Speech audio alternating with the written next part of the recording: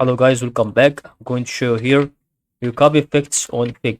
First, what you're gonna do is about to go with the object so that as you can see about it, and then as you can understand through every single progress that you want actually through this kind of situation and moment, we can start to go it and then start to scroll down here effects and then about to go through this progress.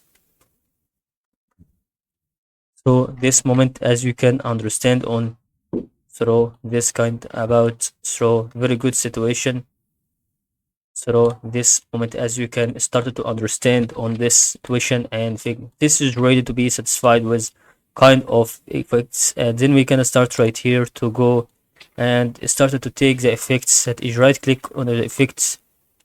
What you can start to do right click start with here with a drop shadow. As you can see, can add another effect with this drop shadows, and we can start right here to see if you wanted to do, but you can actually see you can copy this kind of text. You can start type text copy and paste.